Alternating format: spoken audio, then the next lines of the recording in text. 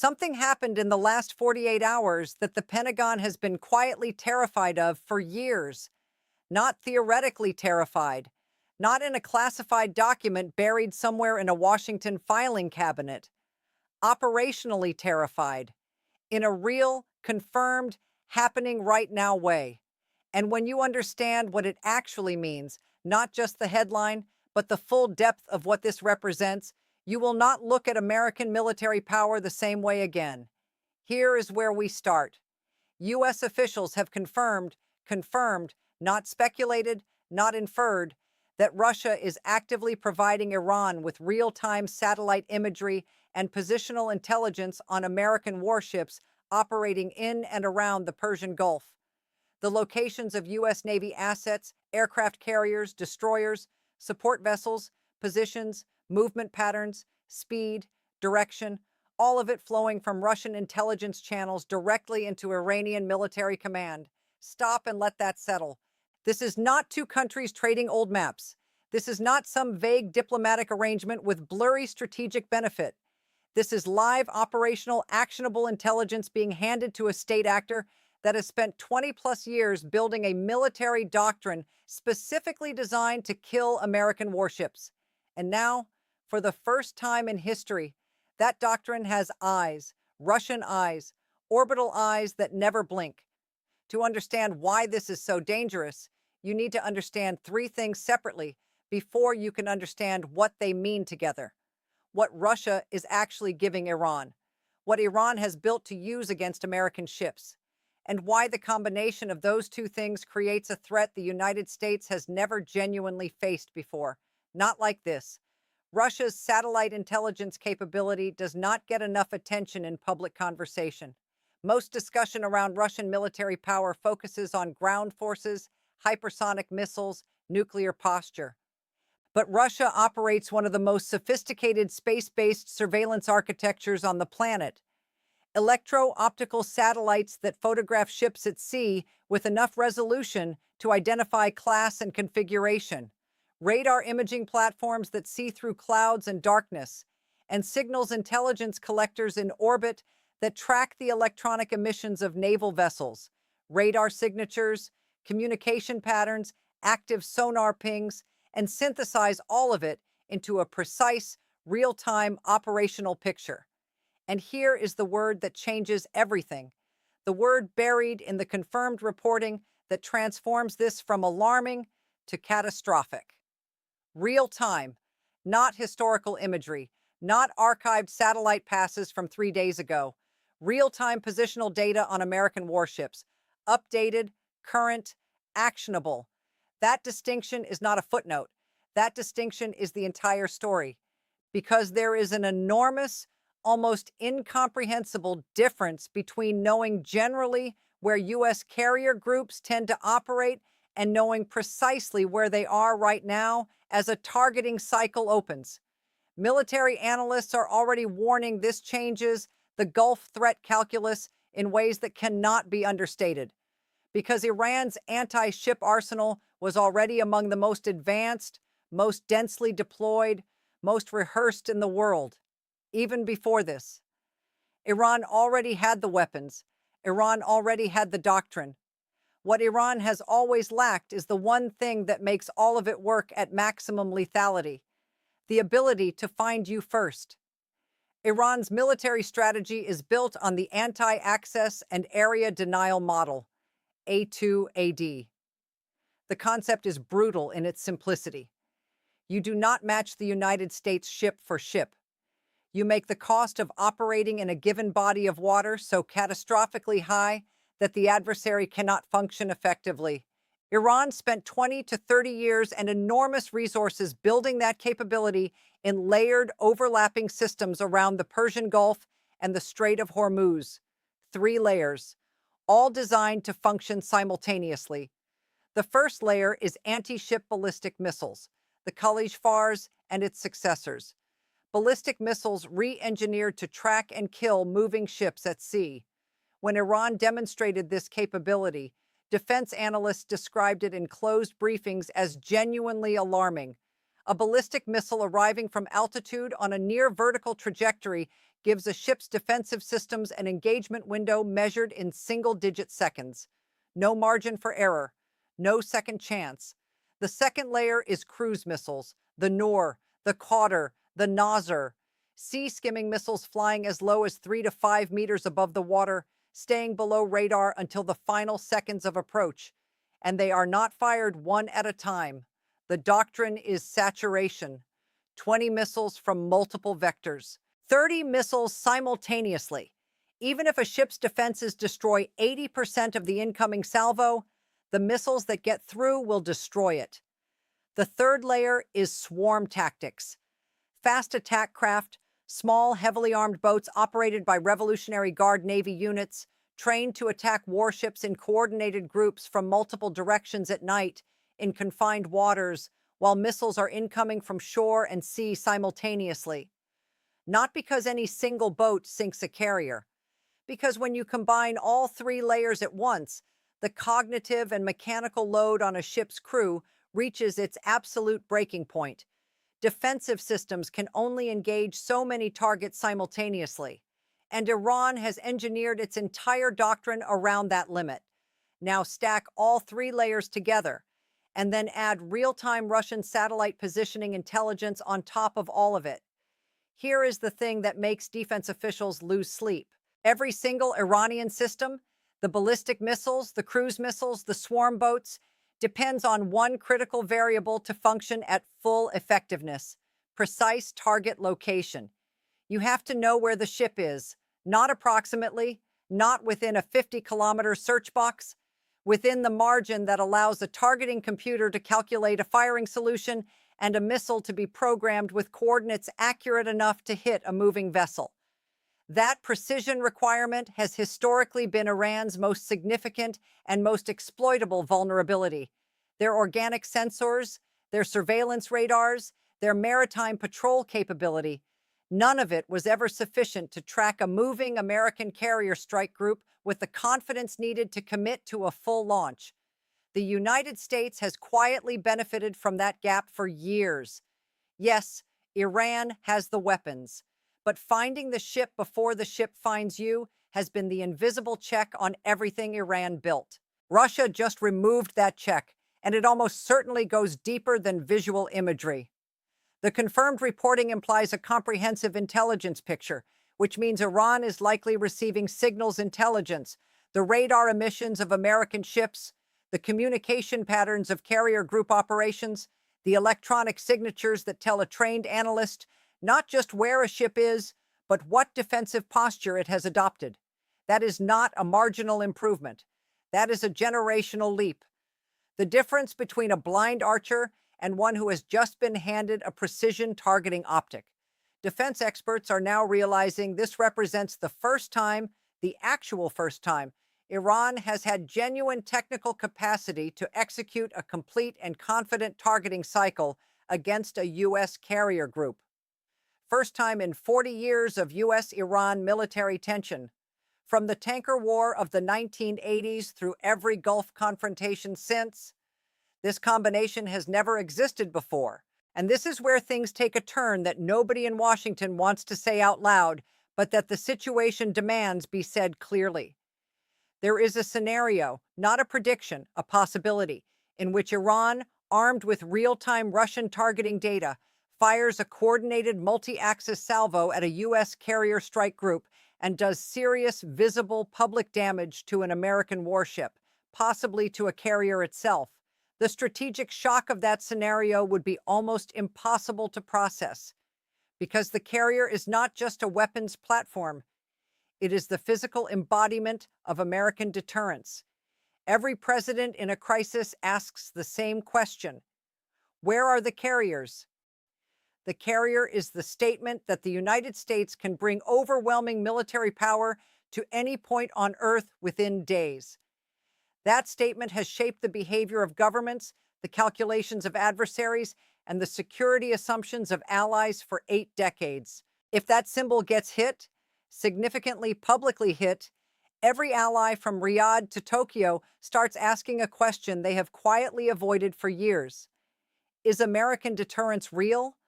Or have we all been operating on an assumption that no longer holds? Intelligence reports suggest the timing of Russia's decision is not accidental. This is payment. Russia needs Iranian drones for Ukraine, Iranian artillery, Iranian diplomatic cover in forums where Moscow is isolated. The intelligence sharing is the currency of that transaction.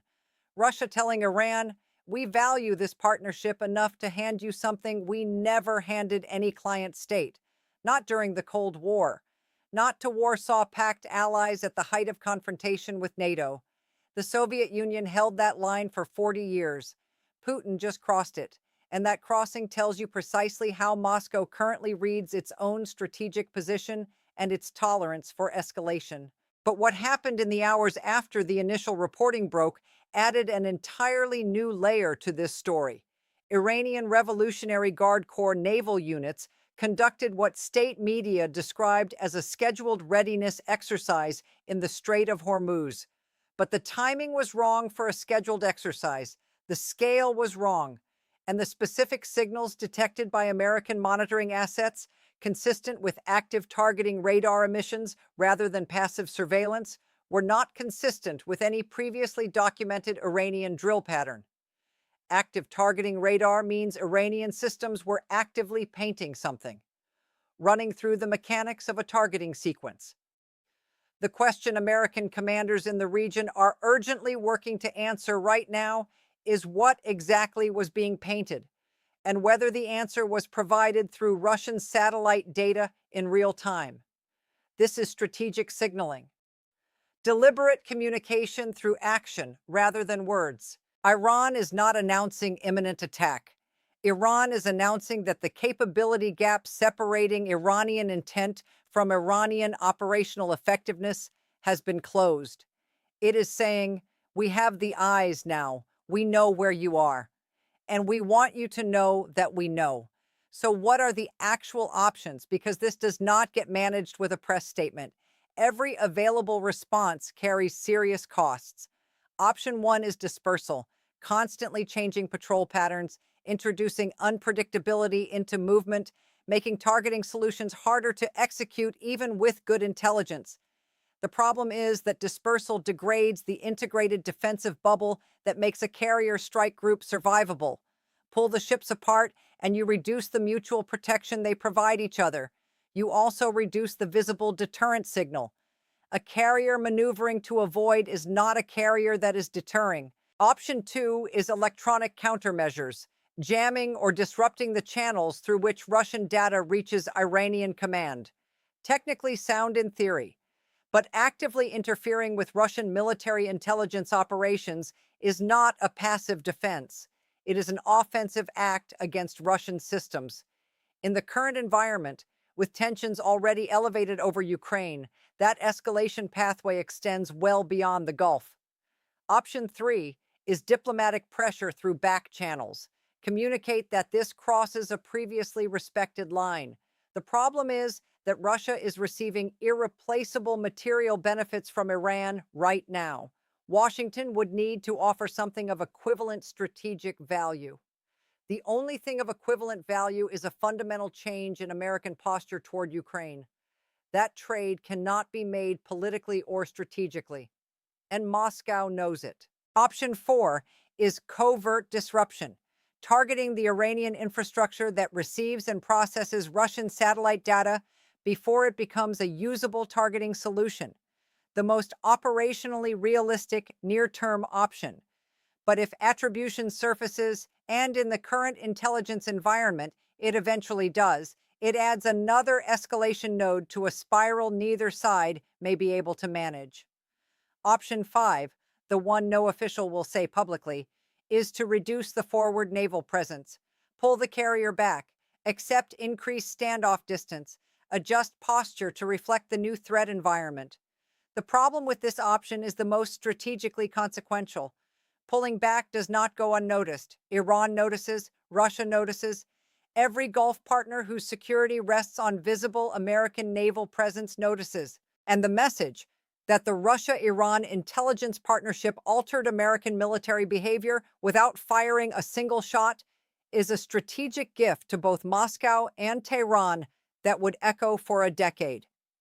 There is no clean answer, and that is the design. What Russia and Iran have constructed is a dilemma where every American response carries unacceptable costs. Stay and accept elevated risk. Leave and accept the strategic narrative of retreat. Escalate and accept the consequences of engaging a Russian-supported target. This is what sophisticated adversaries do when they achieve the strategic initiative. They do not try to win one battle. They engineer a situation where winning any individual response still means losing the larger game. And the regional implications make the picture considerably darker. The Houthi campaign in the Red Sea already gave the world a preview. American warships spending months intercepting attacks, expending interceptors costing over $1 million each to destroy drones costing thousands. The economic exchange ratio was deeply unfavorable over any sustained period. And that campaign operated with crude Houthi targeting data, general area estimates, low hit rates, manageable physical damage. Now apply Russian satellite intelligence to that scenario. Precise coordinates, updated within 30 minutes of a launch, flowing through Iranian command to Houthi forces in Yemen. The campaign that was already strategically expensive becomes something qualitatively different. And that is before considering Hezbollah, Iraqi militia groups, every Iranian-aligned armed force in the region potentially inheriting, through Tehran, a targeting capability none of them could develop independently. The Russia-Iran arrangement viewed through that lens is not a bilateral upgrade. It is a network-wide upgrade for the entire Iranian strategic ecosystem across the Middle East. China is watching this with the kind of careful, analytical attention that military planners reserve for developments they intend to learn from. China has its own A2AD architecture in the Western Pacific, its own anti-ship ballistic missiles, its own space-based surveillance. What Russia and Iran have demonstrated is a replicable model, targeting data shared between partners in ways that multiply individual capabilities into something neither could achieve alone. That template does not stay in the Persian Gulf. It travels, and the implications extend to every body of water where American carrier groups operate as the foundation of U.S. strategy. The reality is this: American naval power projection has always rested on two pillars: overwhelming capability, ships, aircraft, weapons, training that no adversary could match, and informational asymmetry. The United States knew where its assets were, and adversaries could not find them with sufficient precision to exploit that knowledge. That second pillar, often invisible in public discussion, was frequently more strategically important than the first. Capability without vulnerability is deterrence. Capability with an accurate targeting solution attached to it is a target. Russia just handed Iran a targeting solution. And the question being asked right now in classified spaces by the most senior people in the American national security architecture is whether that second pillar, once visibly undermined in the Persian Gulf, once demonstrated to every adversary on Earth as achievable, can ever be meaningfully rebuilt, or whether this is a permanent shift, a new baseline, a world in which the strategic assumptions of 8 decades of naval power projection require fundamental revision. 3 questions, real ones, without clean answers. If this arrangement expands, more frequent updates, deeper integration with Iranian command, at what point does the risk calculation around forward carrier presence in the Gulf become strategically indefensible? And what does the moment of that threshold look like when it arrives?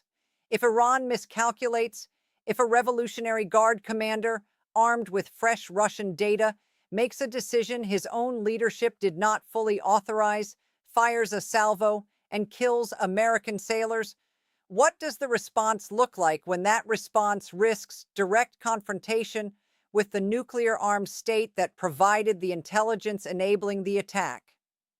And the deepest question: if the invisible foundation, the informational asymmetry, the assumption that adversaries cannot find and fix American ships with actionable confidence, has been publicly, demonstrably compromised as a global precedent? What does American military deterrence actually mean in the world that comes after this moment? Those questions are not rhetorical. They are the questions. And right now, nobody has the answers. Sonnet 4.6 Extended Claude is AI and can make mistakes. Please double check responses.